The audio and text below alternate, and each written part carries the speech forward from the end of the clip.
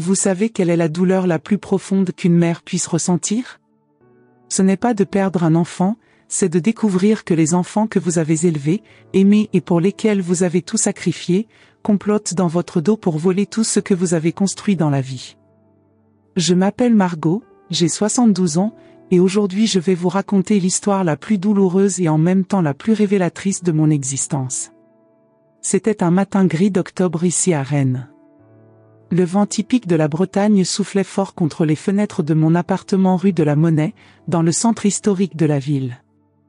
Les pavés anciens brillaient sous la bruine matinale, créant cette atmosphère mélancolique si caractéristique de notre région. J'étais en train d'organiser quelques papiers dans mon bureau, cette petite pièce qui donnait sur la place du Parlement de Bretagne, quand j'ai trouvé une lettre qui était tombée derrière le secrétaire. Cette lettre allait changer ma vie à jamais. En l'ouvrant, mon monde s'est complètement effondré. C'était une correspondance du cabinet d'avocats Dubois et Associés, adressée à mon fils Pierre, 48 ans. La lettre parlait de « procédure d'interdiction civile » et des « évaluations de capacité mentale de Madame Margot Leblanc ». Ma vision s'est brouillée. Mes mains ont tremblé si fort que j'ai failli laisser tomber le papier sur le parquet en chêne que Henri et moi avions fait poser il y a 20 ans. Pierre, mon fils aîné, l'enfant en qui j'ai toujours eu confiance, celui qui venait encore me demander conseil pour ses décisions importantes, essayait de me faire déclarer mentalement incapable. Et il n'était pas seul.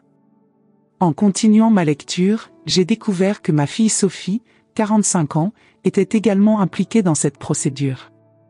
Mes propres enfants, la chair de ma chair, voulaient prendre le contrôle de mes biens, l'appartement où je vis depuis 30 ans, la maison de campagne à Brocéliande que j'ai héritée de mes parents, et surtout, la petite fortune que j'ai accumulée pendant 40 ans en travaillant comme professeur d'université puis comme directrice d'une école prestigieuse de Rennes. Je me suis assise dans le fauteuil que mon défunt mari Henri utilisait pour lire ses livres d'histoire. Le tissu bleu marine gardait encore un peu de son parfum, même 3 ans après son départ. Cette odeur de bergamote et de cuir qui me rappelait nos soirées tranquilles, quand nous planifions notre retraite ensemble, quand nous rêvions de voir grandir nos petits-enfants dans la sérénité. Les larmes ont commencé à couler sur mon visage. Comment cela avait-il pu arriver? Où avais-je échoué comme mère? J'ai regardé autour de moi, cette maison remplie de souvenirs familiaux, les dessins d'enfants encadrés sur les murs, les photos de vacances en famille en Bretagne, le piano sur lequel Sophie avait appris à jouer, Clair de lune, de Debussy. Chaque objet me rappelait l'amour que j'avais donné sans compter. La table de la salle à manger où nous prenions nos repas dominicaux, où j'aidais Pierre avec ses devoirs de mathématiques quand il était au lycée. Le canapé où je berçais Sophie quand elle faisait ses cauchemars d'enfant. Tout cela semblait maintenant souillé par cette découverte horrible. Je me suis souvenu de toutes les fois où j'avais aidé Pierre quand il traversait des difficultés financières. Quand il s'est divorcé de Claire il y a 5 ans, c'est moi qui ai payé les honoraires de son avocat 15 000 € que je n'ai jamais regretté car je pensais l'aider à reconstruire sa vie. Quand Sophie a voulu ouvrir sa boutique de vêtements rue Saint-Michel, c'est moi qui ai prêté l'argent initial 30 000 € qui n'ont jamais été remboursés, soit dit en passant, mais j'avais fermé les yeux par amour maternel. J'ai repensé au Noël somptueux que j'organisais chaque année, aux vacances que je payais pour toute la famille dans notre maison de Brocéliande, aux cadeaux généreux pour leurs anniversaires, leur mariage, la naissance de leurs enfants. Mes petits-enfants. Mon Dieu, qu'allaient-ils penser de leur grand-mère si cette mascarade aboutissait? Lucas, le fils de Pierre, qui n'a que 10 ans et qui m'appelle encore « Mamie Margot » avec ses yeux brillants de malice. Emma et Théo, les jumeaux de Sophie, 12 ans, qui adorent venir passer les vacances scolaires chez moi pour que je leur raconte les légendes bretonnes au coin de la cheminée. Est-ce qu'on leur dirait que leur grand-mère était devenue folle? Qu'elle ne pouvait plus s'occuper d'elle-même? Cette nuit-là, je n'ai pas fermé l'œil. J'ai marché dans mon appartement comme un fantôme, regardant chaque meuble, chaque tableau, chaque livre de ma bibliothèque. 40 ans de carrière dans l'éducation, des milliers d'élèves qui m'avaient respecté et admiré, des collègues qui me consultaient encore pour mes conseils pédagogiques. J'avais une réputation irréprochable dans le milieu académique rennais. Comment mes propres enfants pouvaient-ils penser que j'étais incapable de gérer ma vie? Le lendemain matin, en buvant mon café dans ma cuisine qui donnait sur les toits ardoisés de la vieille ville, j'ai commencé à analyser la situation avec la logique froide qui m'avait toujours caractérisé dans ma profession. Cette lettre n'était pas arrivée là par hasard. Pierre était venu me rendre visite 3 jours auparavant et avait insisté pour utiliser mon bureau, pour passer quelques coups de téléphone professionnel. Il avait dû faire tomber la lettre en partant. Durant les jours qui ont suivi, j'ai commencé à observer mes enfants avec d'autres yeux. Pierre s'est mis à me rendre visite plus fréquemment, toujours en posant des questions sur mes finances, sur l'endroit où je gardais mes documents importants. « Maman, tu devrais penser à simplifier ta vie », me disait-il avec ce sourire faux que je reconnaissais maintenant. Peut-être qu'il serait temps de vendre la maison de campagne. C'est beaucoup de travail pour toi de tout entretenir. Je me souvenais maintenant de tous ces petits signes que j'avais ignorés. Ces questions insistantes sur mon testament, sa façon de regarder autour de lui quand il venait, comme s'il évaluait la valeur de mes affaires. Une fois, je l'avais surpris en train de photographier discrètement mes tableaux avec son téléphone. « C'est pour garder des souvenirs, maman », avait-il dit quand je lui avais demandé pourquoi. Sophie aussi avait changé de comportement. Elle avait commencé à apporter des suggestions sur les maisons de retraite et les résidences pour personnes âgées. « Regarde comme c'est joli cet endroit, maman », me montrait-elle des brochures colorées d'établissements coûteux. « Tu aurais de la compagnie, des activités organisées, des soins médicaux sur place. Et tu n'aurais plus à t'inquiéter de rien. Nous nous occuperions de toute la paperasserie. » Le plus douloureux était de voir comment ils jouaient cette farce parfaite. Pendant les repas dominicaux dans ma maison, ils agissaient comme des enfants aimants et préoccupés. Pierre coupait ma viande, comme si j'étais une enfant. Sophie organisait mes médicaments, disant que j'étais un peu oublieuse ces derniers temps. Il parlait de moi à la 3e personne, même quand j'étais présente, elle ne devrait pas conduire le soir, elle oublie de fermer le gaz parfois. Tout était calculé, prémédité, orchestré avec une précision chirurgicale. Un après-midi, alors que je prenais le thé place des Lys, observant le mouvement du marché hebdomadaire qui anime notre belle ville depuis des siècles, j'ai pris une décision. Les odeurs de pain frais et de fromage de nos producteurs locaux, les rires des enfants qui couraient entre les étals, la vie normale qui continuait autour de moi. Tout cela m'a rappelé que j'étais encore bien vivante, bien consciente, bien capable de me battre. Je ne serais pas une victime passive de la cupidité de mes propres enfants. S'ils voulaient jouer à ce jeu sordide, je jouerais aussi mais selon mes propres règles. J'avais passé ma vie à enseigner, à éduquer, à transmettre des valeurs. Il était temps de donner à mes enfants la leçon la plus importante de leur existence.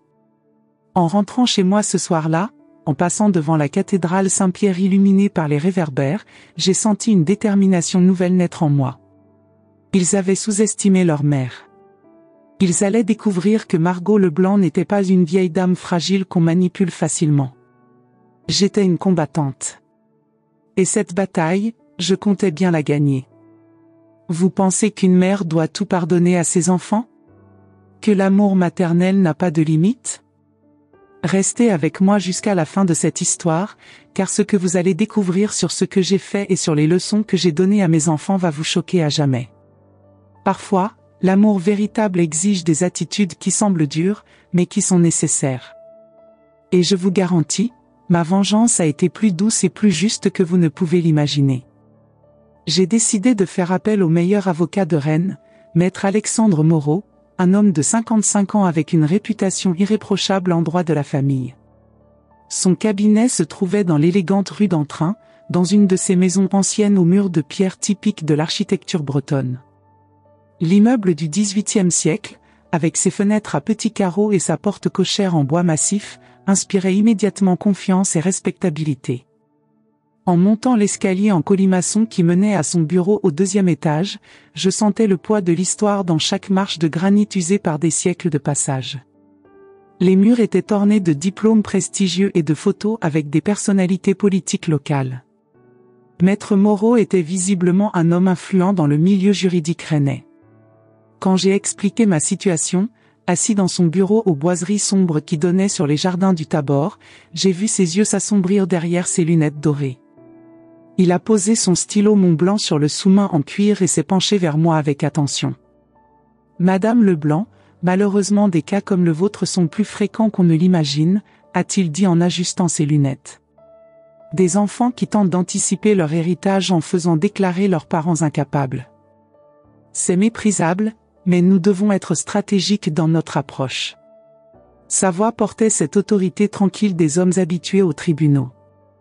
Il m'a expliqué que dans sa carrière de 30 ans, il avait vu une augmentation dramatique de ce type d'affaires, surtout depuis la crise économique. L'appât du gain transforme parfois les relations familiales les plus sacrées, avait-il ajouté avec une amertume qui trahissait son expérience douloureuse de la nature humaine. Ensemble, nous avons élaboré un plan minutieux. Je continuerai à faire semblant de ne rien savoir, mais je documenterai chaque tentative de manipulation de mes enfants. Maître Moreau m'a enseigné à enregistrer discrètement les conversations avec mon téléphone portable et à noter tous les commentaires concernant ma supposée détérioration mentale. L'élément clé de notre défense sera de prouver leur préméditation, m'a-t-il expliqué en me montrant des précédents juridiques. Si nous pouvons démontrer qu'ils ont orchestré cette situation pour des raisons purement financières, le tribunal non seulement rejettera leur demande, mais pourra aussi engager des poursuites pour tentative de fraude. Il m'a remis un petit carnet en cuir où je devais noter scrupuleusement chaque incident, chaque conversation suspecte, chaque comportement anormal de mes enfants. Date, heure, témoin présent, paroles exactes. Tout peut devenir une preuve cruciale, m'a-t-il conseillé. L'automne à Rennes était particulièrement pluvieux cette année-là. Les feuilles dorées des arbres du parc du Tabor tombaient incessamment, créant un tapis humide sur les rues pavées. L'air sentait la terre mouillée et les feuilles mortes, cette odeur si caractéristique de notre région en octobre. C'était le décor parfait pour la mélancolie que j'allais devoir feindre. Les journées raccourcissaient rapidement, et à 16 heures, les réverbères s'allumaient déjà dans les ruelles étroites du centre historique. Pendant les 2 mois qui ont suivi, je suis devenue une actrice consommée. J'ai étudié mon rôle comme j'étudiais auparavant mes cours magistraux à l'université. Chaque geste, chaque expression, chaque réaction devait être calibrée pour paraître authentique sans être excessive. Quand Pierre me rendait visite, j'oubliais accidentellement où j'avais mis mes clés, laissais la bouilloire sur le feu un peu plus longtemps que nécessaire, simulais une confusion avec les dates. « Maman, tu vas bien ?» demandait-il avec une fausse inquiétude, mais je voyais la lueur de satisfaction dans ses yeux châtains, si semblables à ceux de son père. Un mardi matin, alors qu'il était venu prendre de mes nouvelles, je l'ai vu fouiller discrètement dans mon secrétaire pendant que je préparais le café dans la cuisine. J'ai fait semblant de ne rien remarquer, mais j'ai tout noté dans mon carnet le soir même. Il cherchait mes documents bancaires, mes polices d'assurance, mon testament. « Tu sais, maman », m'avait-il dit ce jour-là en buvant son café dans ma tasse préférée, celle avec les fleurs de hortensia que Sophie m'avait offerte pour la fête des mères il y a des années, Claire et moi, on s'inquiète pour toi. Tu vis toute seule dans cet appartement si grand. Et si tu tombais ? Et si tu avais un malaise ? Claire, son ex-épouse, qui ne m'avait pas donné de nouvelles depuis leur divorce. Cette hypocrisie me retournait l'estomac, mais je me contentais de hocher la tête d'un air absent. Sophie fut encore plus perverse dans sa manipulation. Elle a commencé à inviter des amis médecins pour les déjeuners dominicaux. Dr Bertrand, un psychiatre à la retraite avec sa barbe blanche et ses manières paternelles, et Dr Rousseau, une gériatre aux cheveux gris tirés en chignon strict. Ces invitations n'étaient évidemment pas innocentes. Ces pseudo-consultations déguisées en conversations amicales me révoltaient. Il posait des questions apparemment anodines sur ma mémoire, mes habitudes, ma capacité à prendre des décisions. Dr Bertrand, tout en découpant délicatement son gigot d'agneau aux herbes de Provence, me demandait « Margot, vous arrive-t-il d'oublier le nom de vos voisins ? De vous perdre dans votre propre quartier ?» Je répondais de manière vague et confuse, exactement comme il s'y attendait. Parfois, je ne me souviens plus si j'ai pris mes médicaments, disais-je en regardant dans le vide. Et hier, je suis allée au marché et j'ai complètement oublié ce que j'étais venue acheter. Sophie échangeait des regards significatifs avec les médecins. Je voyais tout, j'enregistrais tout. Mon téléphone, discrètement posé près de mon assiette, captait chaque parole compromise. Un dimanche particulièrement humide de novembre, Dr Rousseau est allé jusqu'à suggérer, en toute amitié, que je passe des « examens de routine » dans son service. Juste pour s'assurer que tout va bien, Margot. À notre âge, il faut surveiller ces petites pertes de mémoire. Notre âge. Elle avait à peine 60 ans et osait se comparer à moi. Mais je me contentais de sourire faiblement en acquiesçant, « Si vous pensez que c'est nécessaire, docteur. » La situation la plus humiliante s'est produite un après-midi gris de novembre. Sophie était arrivée accompagnée d'une assistante sociale de la mairie de Rennes, Madame Durand, une femme d'environ 40 ans avec un air sévère et professionnel. Elle portait un tailleur gris anthracite et une mallette en cuir noir qui lui donnait l'allure d'une inspectrice. Elles ont inspecté ma maison comme si j'étais un animal en observation. Madame Durand prenait des notes sur un carnet, examinant chaque pièce avec un œil critique. Elle a vérifié l'état de mes appareils électroménagers, la propreté de ma salle de bain, l'organisation de ma cuisine. Madame arrive-t-elle à s'occuper seule de tout cet appartement ? A demandé l'assistante sociale en observant ma cuisine. Ses yeux scrutaient chaque détail, les casseroles sur la cuisinière, les médicaments sur le plan de travail, la vaisselle dans l'évier. N'est-ce pas dangereux d'utiliser la cuisinière à gaz ? Et si elle oubliait quelque chose d'allumé ? Sophie répondait pour moi, comme si j'étais devenue muette et sourde, « Maman oublie beaucoup de choses dernièrement. Hier, elle m'a appelé à 3 heures du matin pour me demander quel jour on était. Nous sommes très inquiets pour sa sécurité. » Mensonge et honté. Je n'avais jamais appelé Sophie à cette heure-là. Mais j'ai tout noté dans mon carnet secret, caché derrière mes livres de recettes sur l'étagère de la cuisine.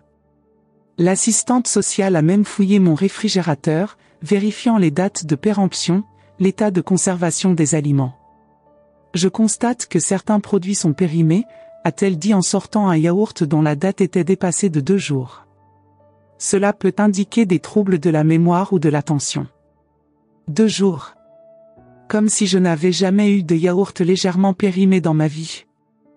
Mais Sophie hochait la tête d'un air navré, nous essayons de l'aider, mais elle refuse notre assistance. Elle insiste pour tout faire toute seule. Madame Durand a également interrogé mes voisins. Madame Martin, qui habitait l'appartement d'en face, avait été visiblement influencée par Sophie. Margot me semble parfois confuse, avait-elle déclaré à l'assistante sociale. L'autre jour, elle a frappé à ma porte en pleine nuit, prétendant avoir entendu du bruit dans les escaliers.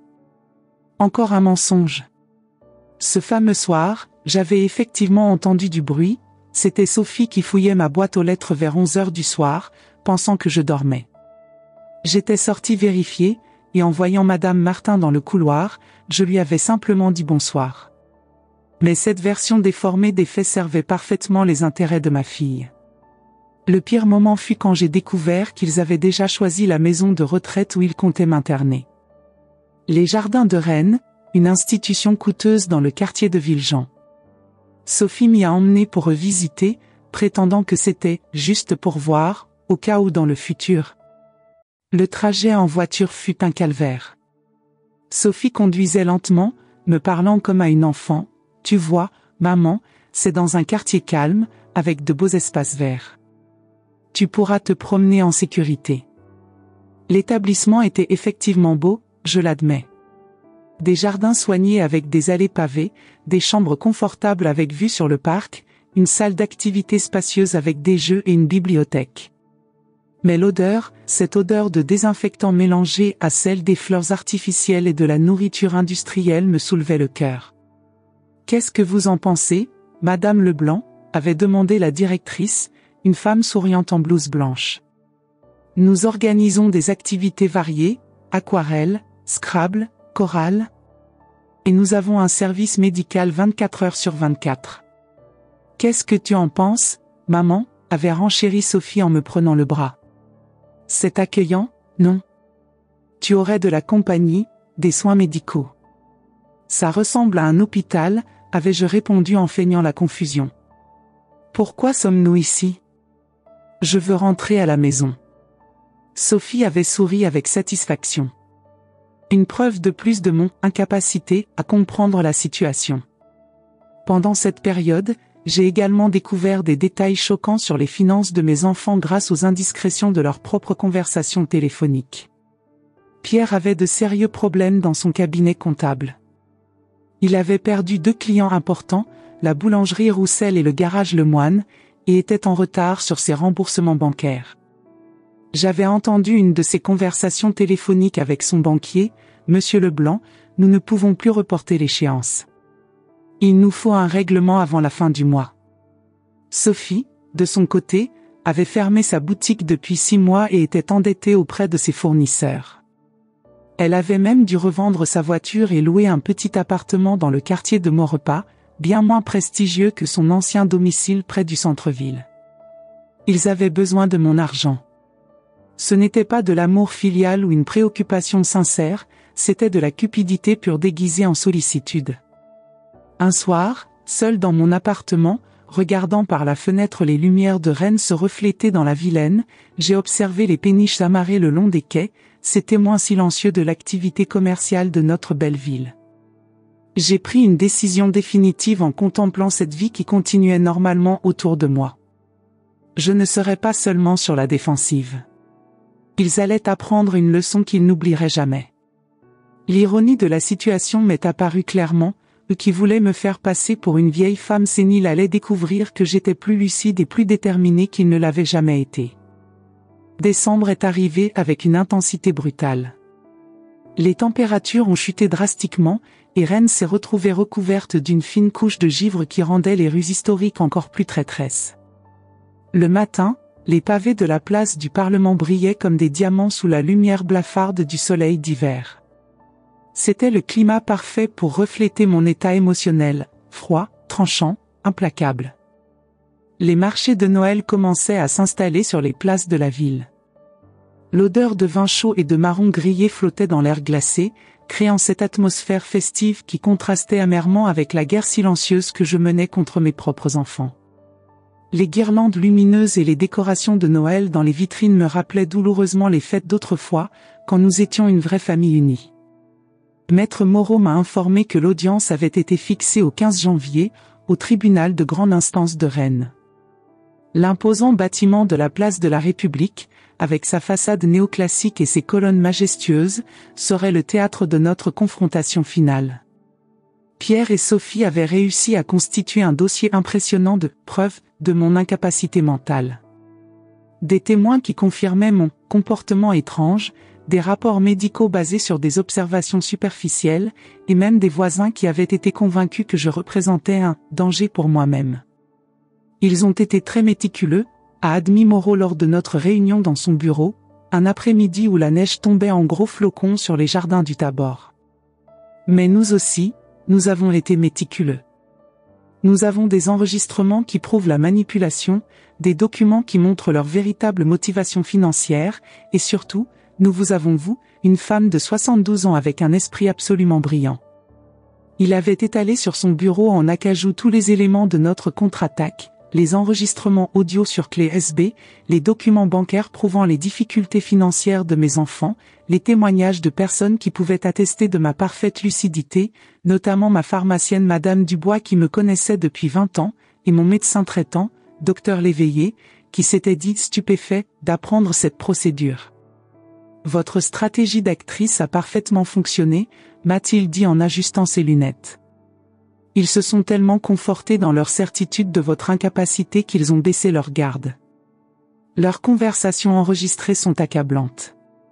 C'est alors que j'ai décidé de porter le coup de grâce. Pendant la première semaine de janvier, j'ai organisé une réunion familiale spontanée dans ma maison. J'ai dit que je voulais parler de l'avenir, que j'étais confuse et effrayée par ma situation. Le prétexte était parfait, une vieille femme désemparée qui voulait se confier à ses enfants bien-aimés.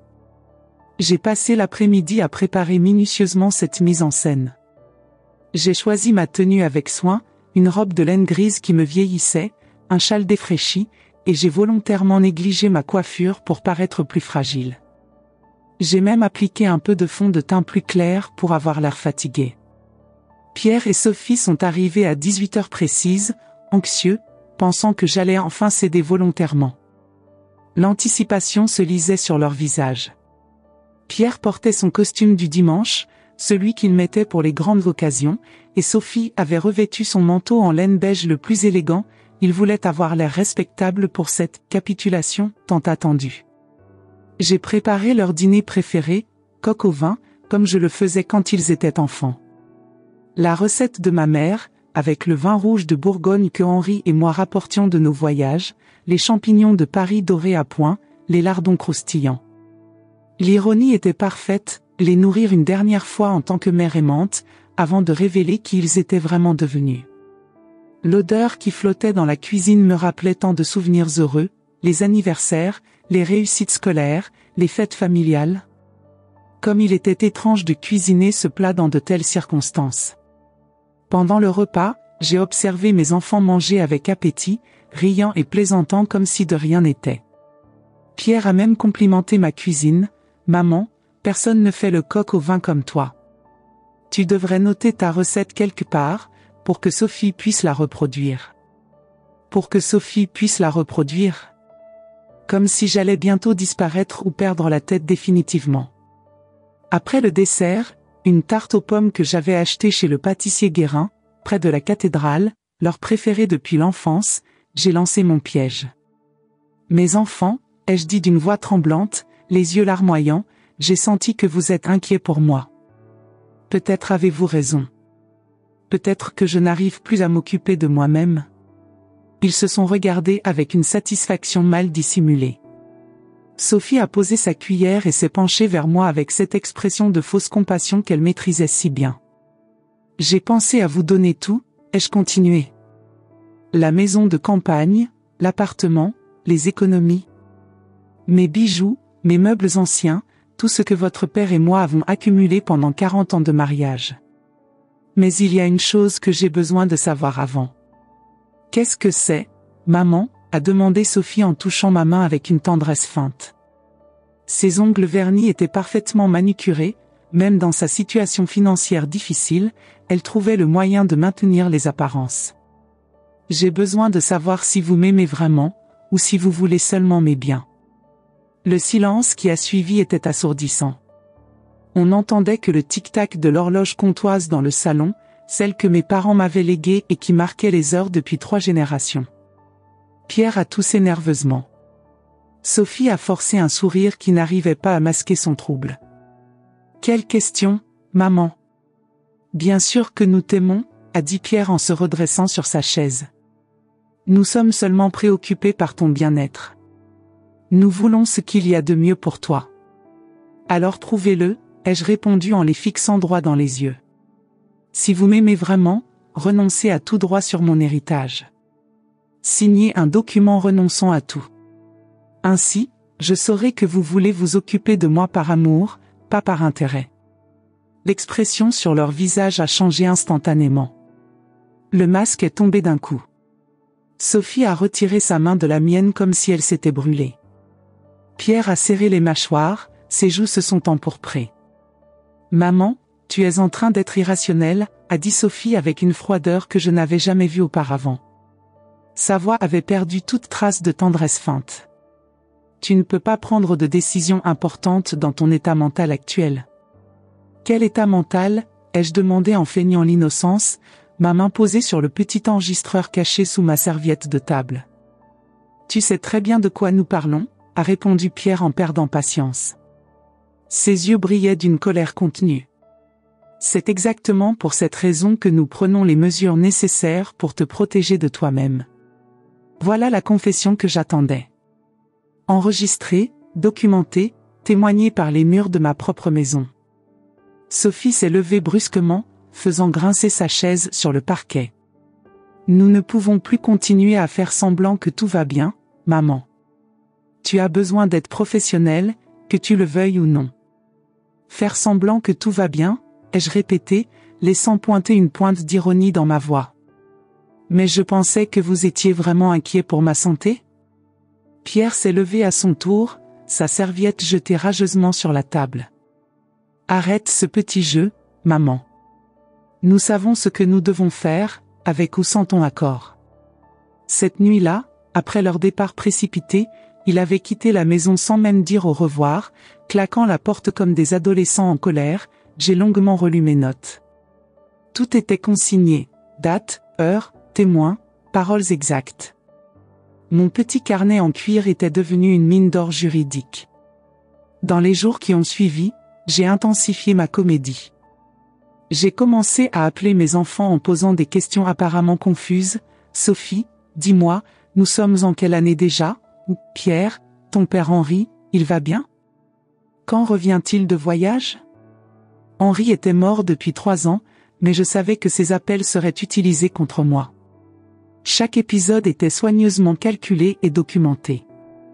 Un matin, j'ai même organisé une petite mise en scène en me perdant dans le centre de Rennes. J'ai appelé Sophie, feignant la panique, près de la cathédrale Saint-Pierre. Ma chérie, je ne sais plus où je suis. Il y a une grande église devant moi, mais je ne reconnais rien. Sophie était arrivée en courant, accompagnée de Pierre, tous deux avec des airs de préoccupation qui cachaient mal leur satisfaction.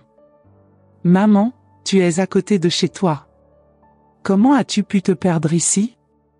Bien sûr, j'étais à 5 minutes à pied de mon appartement. Mais cet épisode est immédiatement entré dans leur dossier d'accusation. Maître Moreau était impressionné par ma détermination. Madame Leblanc, vous devriez avoir été comédienne, m'a-t-il dit en souriant lors de notre dernière réunion préparatoire. Mais souvenez-vous, à l'audience, la vraie Margot doit apparaître. Ce sera votre opportunité de montrer qui vous êtes réellement. J'ai passé des heures à préparer ma déposition, répétant chaque phrase, chaque geste. Je voulais que mon intervention soit parfaite, inoubliable. J'ai relu tous les enregistrements, toutes mes notes, mémorisant chaque détail qui pourrait être utile. La veille de l'audience fut la nuit la plus longue de ma vie. Je suis resté éveillé, regardant mes albums photos anciens éparpillés sur la table du salon. Pierre et Sophie bébé, leurs premiers pas dans notre jardin de Brocéliande, leurs sourires innocents lors des goûters d'anniversaire, leurs diplômes de fin d'études. Où avais-je perdu mes enfants? À quel moment l'amour s'était-il transformé en cupidité? Une photo en particulier m'a fait pleurer, nous 4 lors des dernières vacances avec Henri, il y a 5 ans. Nous rions tous ensemble sur la plage de Saint-Malo, les enfants portaient encore sur nous ce regard admiratif de l'enfance. Henri tenait ma main, Pierre et Sophie nous entouraient de leurs bras. Nous avions l'air d'une famille heureuse et unie. Henri disait toujours que l'argent révèle le vrai caractère des gens. Cette nuit-là, en contemplant cette photo qui me semblait maintenant venir d'une autre époque, j'ai compris pleinement ce qu'il voulait dire. J'ai préparé ma tenue avec un soin méticuleux, une robe bleu marine élégante qui m'allait parfaitement, le collier de perles que Henri m'avait offert pour notre 25e anniversaire de mariage, mes chaussures les plus confortables mais sophistiquées, des escarpins noirs en cuir véritable que j'avais achetés chez Minelli, rue Saint-Georges. Je ne serais pas vue comme une vieille femme sénile. Je serais respectée comme la femme forte et intelligente que j'avais toujours été. J'ai également préparé un petit discours, que j'ai écrit et réécrit plusieurs fois. Chaque mot comptait. Cette audience ne serait pas seulement ma défense, ce serait ma déclaration d'indépendance, ma proclamation de dignité retrouvée. Au petit matin, en regardant Rennes s'éveiller sous ma fenêtre, les premiers tramways qui traversaient la place de la République, les boulangers qui ouvraient leurs échoppes, les étudiants qui se dirigeaient vers l'université, j'ai senti une sérénité nouvelle m'envahir. Mes enfants m'avaient sous-estimé. Ils avaient cru pouvoir manipuler une vieille femme fragile et confuse. Ils allaient découvrir que Margot Leblanc était loin d'être finie. La bataille finale approchait, et j'étais prête. 15 janvier. Le jour de ma libération était enfin arrivé. Je me suis réveillée à 6 heures du matin avec une clarté mentale que je n'avais pas ressentie depuis des mois. Ma première pensée a été pour Henri, mon chéri, aujourd'hui, je vais leur montrer de quoi ta Margot est capable. Dehors, Rennes était recouverte d'un brouillard matinal qui s'élevait de la Vilaine, créant une atmosphère presque fantomatique dans les rues médiévales. Les réverbères étaient encore allumés, diffusant une lumière dorée à travers la brume, donnant à notre belle ville un aspect irréel, comme suspendu entre rêve et réalité. J'ai pris un bain chaud dans ma baignoire en fonte émaillée, celle que Henri et moi avions fait installer lors de la rénovation de l'appartement. L'eau parfumée à la lavande, cette essence que je cultivais dans notre jardin de brocéliande, m'a aidé à me détendre et à rassembler mes forces pour l'épreuve qui m'attendait. Chaque geste de ma routine matinale était calculé, précis, comme un rituel de préparation au combat. J'ai choisi mon maquillage avec un soin particulier, un fond de teint léger qui estompait les rides sans les masquer complètement. Je voulais paraître digne, pas artificiel, un trait d'eyeliner discret pour intensifier mon regard, et un rouge à lèvres rouge bordeaux, cette couleur que Henri adorait et qui me donnait confiance en moi. Mes cheveux gris argentés, coiffés en chignon élégant maintenus par les épingles en nacre que ma mère m'avait léguées, complétaient ma transformation. En me regardant dans le miroir de ma chambre, j'ai vu la femme que j'avais toujours été, forte, déterminée, intelligente. Pas la vieille dame fragile que mes enfants voulaient présenter au tribunal. Le petit déjeuner fut frugal mais symbolique. Un thé Earl Grey dans ma tasse en porcelaine de Limoges, celle que j'utilisais pour les grandes occasions, accompagnée d'une tartine de pain de seigle avec le miel de châtaignier que j'achetais au marché des Lys. Chaque bouchée me rappelait les plaisirs simples de la vie, ce que Pierre et Sophie voulaient m'enlever en m'enfermant dans une résidence médicalisée. À 8h30, j'ai pris le tramway ligne à direction République. Assise près de la fenêtre, j'observais Rennes qui s'animait, les étudiants se dirigeant vers l'université, les commerçants ouvrant leurs boutiques, la vie normale qui continuait pendant que ma propre existence basculait. Une jeune femme enceinte était assise en face de moi, caressant tendrement son ventre arrondi. Cette image m'a ému aux larmes, elle aussi portait en elle l'espoir d'être une bonne mère, comme j'avais cru l'être. À 9h précises, j'étais devant le tribunal de grande instance, cet imposant édifice de la place de la République qui incarnait la justice française depuis des décennies. Ses colonnes néoclassiques et sa façade en pierre de taille impressionnaient toujours autant, même après toutes ces années passées à Rennes. Les drapeaux français et européens flottaient mollement dans l'air hivernal, témoins silencieux des milliers de drames humains qui se jouaient entre ces murs. Pierre et Sophie étaient déjà là, accompagnés de leurs avocats. Ils m'ont salué avec des baisers faux et des sourires inquiets qui ne trompaient plus personne, du moins pas moi. Pierre portait son costume anthracite le plus strict, celui qu'il réservait aux rendez-vous importants avec ses clients. Sophie avait revêtu un tailleur beige qui lui donnait un air respectable et responsable. Ils jouaient leur rôle d'enfants dévoués jusqu'au bout. « Comment te sens-tu, maman ?» a demandé Sophie en ajustant nerveusement la bandoulière de son sac Longchamp. « Tu n'as pas à t'inquiéter de quoi que ce soit. Nous allons nous occuper de tout pour toi. » Ces mots, qui auraient dû me rassurer, sonnaient maintenant comme une menace à peine voilée. J'ai simplement souri doucement, continuant ma comédie jusqu'au dernier moment. Maître Moreau est arrivé quelques minutes plus tard, imposant dans sa robe d'avocat, portant sa mallette en cuir vieilli qui contenait toutes les preuves de l'innocence et de la manipulation dont j'étais victime. Son assurance tranquille m'a immédiatement rassuré. « Madame Leblanc, m'a-t-il dit en me serrant la main, êtes-vous prête à montrer qui vous êtes vraiment ?»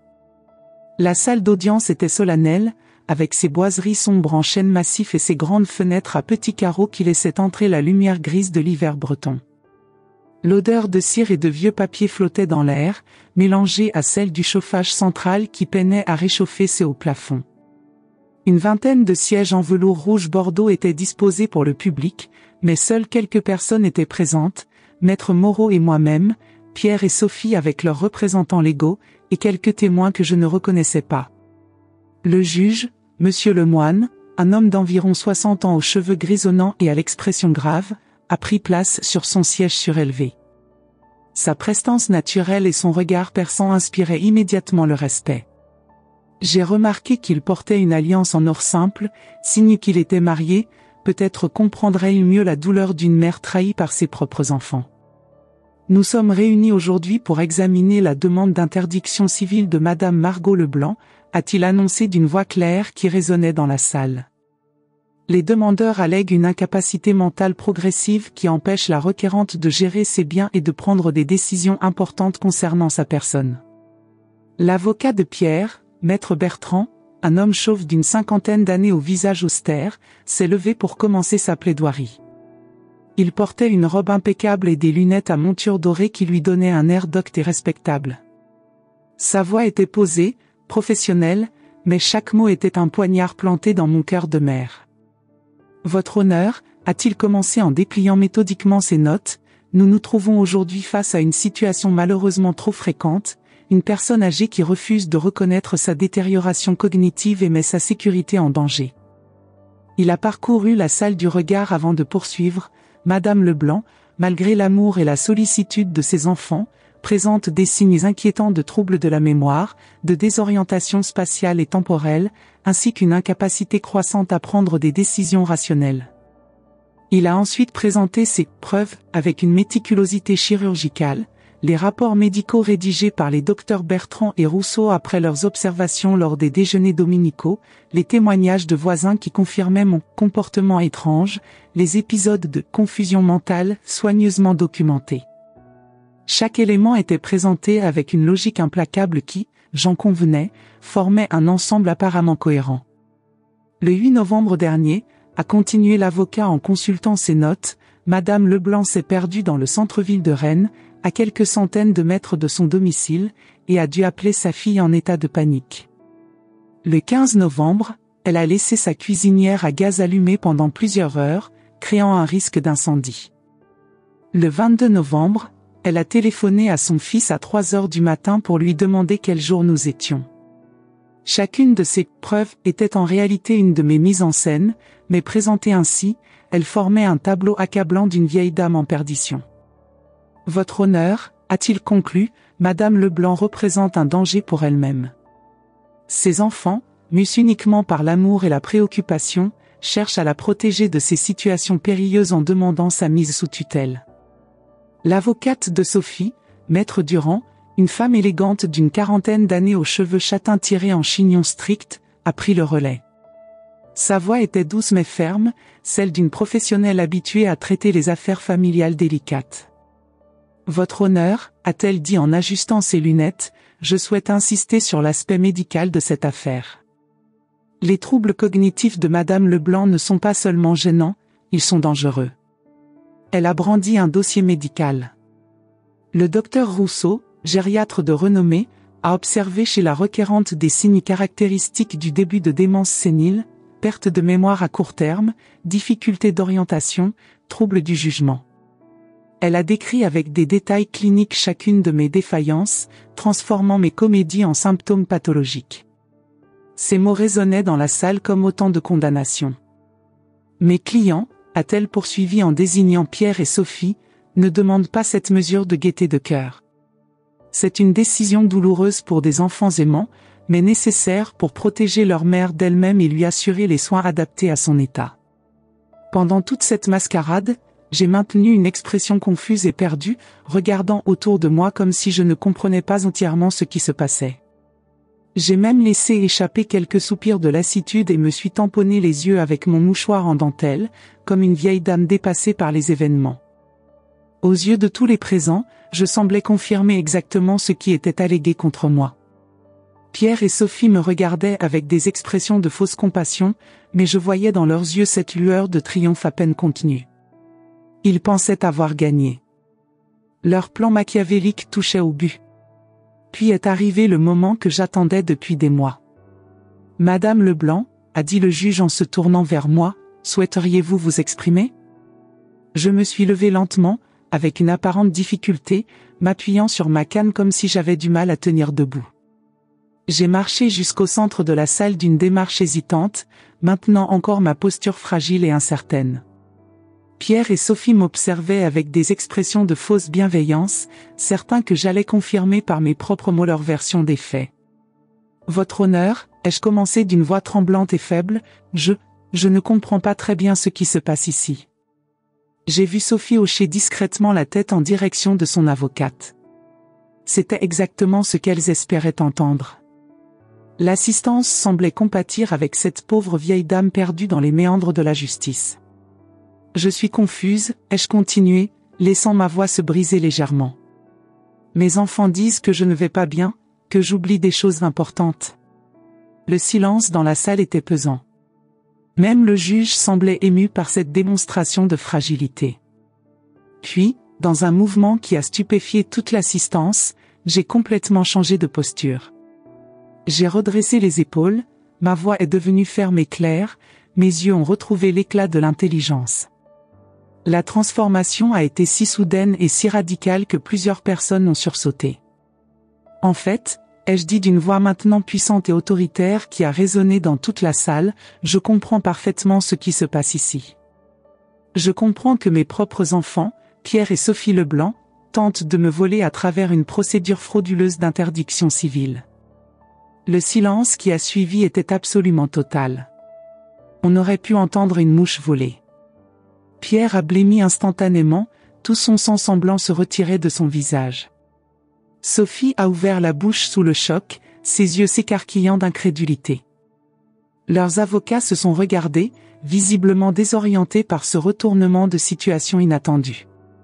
Pendant les 4 derniers mois, ai-je continué d'une voix de plus en plus assurée, me dressant maintenant de toute ma hauteur, j'ai fait semblant d'être exactement ce qu'ils voulaient que je sois, une vieille femme confuse et incapable. J'ai enregistré toutes les conversations où ils ont démontré leurs véritables intentions. J'ai documenté chaque mensonge, chaque manipulation, chaque tentative de me faire paraître incompétente. La salle était maintenant en effervescence. Le juge lui-même semblait surpris par ce développement dramatique. J'ai fait signe à Maître Moreau, qui s'est levé avec sa mallette pleine de documents, un sourire de satisfaction éclairant son visage. « Votre honneur », a déclaré mon avocat avec une autorité tranquille, je présente les preuves de la supercherie orchestrée par les demandeurs. Il a sorti de sa mallette une série de documents soigneusement classés, enregistrements audio où ils admettent leur motivation financière, documents prouvant leurs difficultés économiques, témoignages falsifiés qu'ils ont obtenus par manipulation. Le juge, visiblement intrigué par cette révélation spectaculaire, a demandé à entendre les enregistrements. La voix de Pierre a alors résonné dans la salle, claire et incriminante, elle doit accepter rapidement. J'ai des dettes jusqu'au cou et j'ai besoin de cet argent. Puis celle de Sophie, quand nous obtiendrons le contrôle de ses biens, nous vendrons tout rapidement. Elle n'a même pas besoin de connaître la vraie valeur. Ces mots ont tranché l'air comme des lames acérées. J'ai vu mes enfants se recroqueviller sur leurs chaises, incapables de soutenir mon regard. Leurs avocats chuchotaient frénétiquement entre eux, comprenant que leur dossier venait de s'effondrer. Le juge a demandé d'autres extraits. Nous avons entendu Sophie expliquer à une amie au téléphone, c'est plus facile que prévu. Elle devient vraiment gâteuse, on dirait. Plus vite on règle ça, mieux c'est. Et Pierre, lors d'une conversation avec sa ex-épouse Claire, ma mère a une petite fortune cachée. Une fois qu'elle sera en maison de retraite, on pourra enfin en profiter. Chaque enregistrement était un coup de poignard dans le cœur, mais aussi une preuve irréfutable de leur culpabilité. Pendant 72 ans, ai-je dit, ma voix maintenant chargée d'une émotion contenue qui faisait vibrer chaque syllabe, j'ai construit une vie basée sur des valeurs que j'ai essayé de transmettre à mes enfants. J'ai travaillé honnêtement, économisé chaque euro, je vous ai élevé avec amour et dévouement. Et découvrir que cet amour a été payé en retour par la trahison et la cupidité a été la douleur la plus profonde que j'ai jamais ressentie. Je me suis tourné directement vers Pierre et Sophie, mes yeux plantés dans les leurs avec une intensité qui les a fait frissonner. Vous vouliez mes biens ? Vous pensiez mériter mon héritage ? Eh bien, je vais vous donner exactement ce que vous méritez. J'ai sorti de mon sac à main un document que j'avais préparé la semaine précédente avec un notaire, Maître Guillou, un homme de confiance que je connaissais depuis 20 ans. Votre honneur, je souhaiterais enregistrer ma nouvelle déclaration de volonté, ai-je annoncé en brandissant le document officiel. Je lègue tous mes biens à des institutions caritatives de Rennes qui s'occupent véritablement de personnes âgées nécessiteuses. Mes enfants ne recevront pas un seul euro de mon héritage. Le document était une donation entre vifs de 80% de mes biens, ne gardant que le nécessaire pour vivre confortablement jusqu'à la fin de mes jours. Mes économies iraient à l'association Les Amis des Anciens, qui aide les personnes âgées isolées, mon appartement à la Fondation Abbé Pierre pour loger des familles en difficulté, et ma maison de campagne à l'association Bretagne Nature pour en faire un centre d'accueil pour enfants défavorisés. Sophie a commencé à pleurer, mais c'était maintenant des larmes de désespoir réel, pas les larmes de crocodile que j'avais vues si souvent. Ses sanglots résonnaient dans la salle, témoignant de l'effondrement de tous ses espoirs cupides. « Maman, s'il te plaît » a-t-elle supplié, sa voix brisée par l'émotion. « Nous pouvons discuter, expliquer. » C'était un malentendu. « Expliquer quoi ?» ai-je répondu avec une froideur glaciale qui contrastait avec mes larmes de mère blessée. « Que vous m'aimez. Que vous étiez inquiet pour moi. Vous avez eu des mois pour démontrer un amour véritable. Vous avez choisi de démontrer votre cupidité. » Pierre a tenté de s'approcher de moi, les mains tendues dans un geste de supplication, mais j'ai levé la main pour l'arrêter. « À partir d'aujourd'hui, » ai-je déclaré d'une voix qui portait le poids de 72 années d'expérience, vous êtes libre de vivre vos vies sans vous préoccuper de moi. Vous n'aurez plus à feindre l'amour filial. Vous n'aurez plus besoin de rendre visite à la mère que vous considérez comme un fardeau. Et surtout, vous n'aurez plus jamais besoin de mentir. Le juge, après avoir examiné minutieusement toute la documentation, s'est montré catégorique dans sa décision, la demande d'interdiction civile est rejetée sans appel. En outre, j'ordonne l'ouverture d'une enquête pour tentative de fraude et association de malfaiteurs à des fins criminelles. Il a également ordonné que Pierre et Sophie remboursent tous les frais de procédure et les honoraires d'avocat, une somme qui s'élevait à plusieurs milliers d'euros qu'ils n'avaient manifestement pas. En sortant du tribunal, j'ai respiré l'air froid de janvier comme si c'était la première fois. Rennes ne m'avait jamais paru si belle. Les pierres anciennes de la ville racontaient des histoires de survie, de résistance, et je venais d'écrire ma propre histoire de dignité reconquise. Les passants qui se hâtaient dans les rues pavées, emmitouflés dans leurs manteaux d'hiver, ne se doutaient pas qu'ils croisaient une femme qui venait de remporter la bataille la plus importante de sa vie. Pierre et Sophie sont sortis tête basse, sans dire au revoir, accompagnés de leurs avocats qui parlaient déjà de recours possibles. Mais nous savions tous que c'était fini. Leur cupidité avait été démasquée publiquement, et ils devraient vivre avec cette honte pour le reste de leurs jours. Maître Moreau m'a raccompagné jusqu'à l'arrêt de tramway. « Madame Leblanc », m'a-t-il dit avec une admiration sincère, « en 30 ans de carrière, je n'ai jamais vu une défense aussi brillante. Vous avez donné une leçon de dignité à tout le tribunal. Aujourd'hui, 6 mois après cette audience mémorable, je vis seule et heureuse dans mon appartement de la rue de la Monnaie. Les meubles anciens, les livres de ma bibliothèque, les photos de famille ont retrouvé leur place naturelle dans ma vie. Chaque matin, en ouvrant mes volets sur la place du Parlement de Bretagne, je me sens libre et fière. Je fais du travail bénévole au foyer Les Jardins de Rennes, ironiquement, le même endroit où mes enfants voulaient m'interner. J'y aide des personnes qui ont été réellement abandonnées par des familles véritablement négligentes, et chaque sourire reconnaissant que je reçois me rappelle que ma vie a encore un sens et une valeur. Madame Henriette, 85 ans, dont les enfants vivent à l'étranger et ne donnent jamais de nouvelles. Monsieur Georges, veuf de 80 ans, que sa belle famille a chassé de chez lui après la mort de sa femme. Ces personnes-là méritent vraiment l'aide et la compassion. Pas moi, qui ai simplement été victime de la cupidité de ma propre progéniture.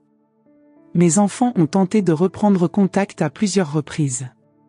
Des lettres larmoyantes, des appels téléphoniques où ils suppliaient mon pardon, des visites impromptues où je ne leur ouvrais pas la porte. Pierre a même essayé de passer par mes anciens collègues de l'université pour plaider sa cause. Sophie a envoyé ses enfants, mes petits-enfants, porter des dessins et des mots doux.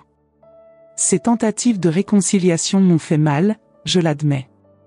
Voir Lucas, Emma et Théo sur le pas de ma porte avec leurs petits visages innocents, me demandant pourquoi Mamie Margot ne voulait plus les voir, fut l'épreuve la plus difficile. Mais j'ai tenu bon.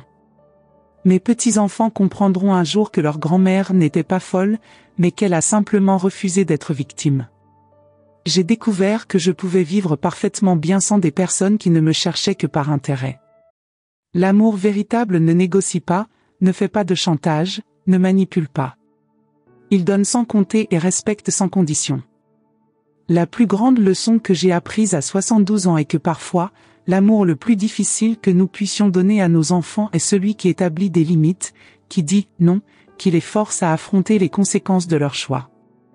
L'amour inconditionnel ne signifie pas accepter l'inacceptable. Ils voulaient que je sois incapable? J'ai prouvé ma capacité. Ils voulaient mes biens? Ils ont tout perdu. Ils voulaient me tromper? Ils ont découvert que l'expérience de toute une vie enseigne beaucoup sur le caractère humain. Et vous, qui m'avez accompagné jusqu'ici dans cette longue histoire, j'espère que vous comprenez, le respect se gagne, l'amour se démontre par des actes, et la dignité ne se négocie jamais. Même pas avec ses propres enfants. Il y a quelques semaines, j'ai croisé Sophie au marché des Lys. Elle faisait ses courses avec un air triste, ses cheveux moins bien coiffés qu'avant, ses vêtements moins élégants. Nos regards se sont croisés pendant une seconde. J'ai vu dans ses yeux la même petite fille qui venait se blottir contre moi quand elle avait peur de l'orage. Pendant un instant, mon cœur de mère a vacillé. Puis je me suis souvenu de sa voix dans l'enregistrement: quand nous obtiendrons le contrôle de ces biens, nous vendrons tout rapidement. L'instant de faiblesse est passé. J'ai continué mon chemin. Margot Leblanc, 72 ans, citoyenne de Rennes, femme libre et maîtresse de son propre destin. Voici mon histoire. Voici ma victoire. Et sachez une chose, si vos propres enfants tentent un jour de vous manipuler, de vous voler votre dignité ou vos biens, souvenez-vous de mon histoire. Parfois, la meilleure façon d'aimer quelqu'un, c'est de lui dire non. Maintenant, dites-moi. Pensez-vous que j'ai été trop dur avec Pierre et Sophie? Qu'une mère devrait tout pardonner, toujours? Ou parfois devons-nous prendre des décisions douloureuses pour préserver notre dignité? Je sais que beaucoup d'entre vous qui m'écoutez avez vécu des situations similaires. Peut-être avez-vous ressenti cette douleur d'être irrespecté par ceux que vous aimez le plus. Peut-être avez-vous affronté des proches qui ne vous voient que comme une source d'argent. Racontez votre histoire dans les commentaires. Que auriez-vous fait à ma place? Comment auriez-vous réagi en découvrant une telle trahison? Vos expériences peuvent aider d'autres personnes qui traversent la même épreuve. Et si cette histoire vous a touché d'une manière ou d'une autre, abonnez-vous à la chaîne. Ici nous partageons des histoires vraies de gens comme nous, qui ont prouvé que l'âge apporte la sagesse, pas la fragilité.